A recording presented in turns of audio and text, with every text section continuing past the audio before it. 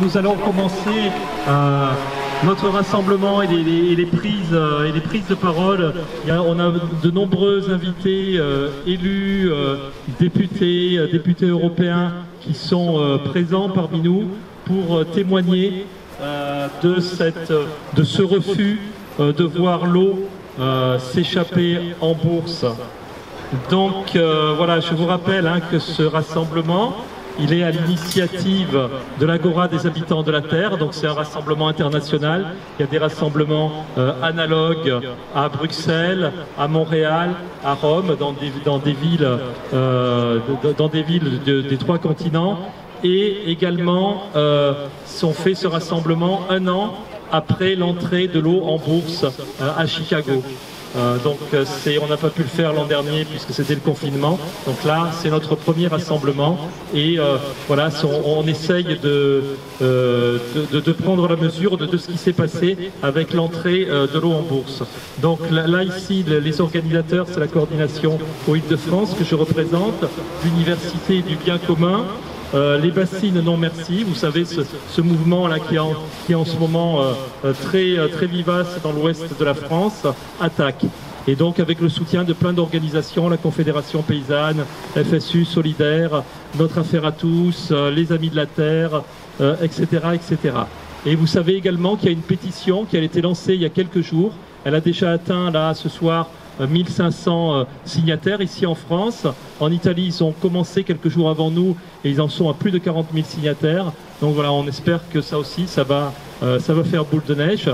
Et peut-être quelques mots pour dire que ici en France, même si nous, on est pour le moment pas touchés directement par cette mise en bourse, parce qu'en fait, en réalité, cette mise en bourse, elle concerne essentiellement de la Californie, une partie de la Californie, et donc c'est pour des transactions qui concernent l'agriculture, une région où en fait il y a la moitié de la production agricole, des légumes et des fruits des États-Unis. Donc et pour le moment, cette mise en bourse concerne ces échanges. Mais nous, en France, on est touché aussi par la financiarisation de l'eau. On est touché par la financiarisation de l'eau avec ce qui s'est passé ces derniers mois avec Suez et Veolia. Parce que finalement, on avait des grandes multinationales, qui sont des entreprises industrielles, qu'on combattait, bien sûr, parce qu'on est pour la gestion publique de l'eau. Mais là, c'est un degré supplémentaire. En fait, c'est des fonds financiers qui sont en train de mettre la main sur l'eau avec l'opération qui s'est passée avec le rachat de Suez par Veolia. Je voulais souligner aussi que on est un peu dans une course de vitesse entre ce mouvement de financiarisation et puis notre mouvement à nous, qui est la réappropriation publique de l'eau. Ces dernières années, ces derniers mois, on a beaucoup gagné. Depuis les dernières élections municipales, c'est près de 3 millions d'usagers en France qui sont en train de passer d'une gestion publique à une gestion privée à une gestion publique de l'eau. Donc ça, c'est extrêmement encourageant. C'est une tendance de fond en France et en Europe. Et nous, ici en Île-de-France, on peut dire aussi qu'on vit ce mouvement.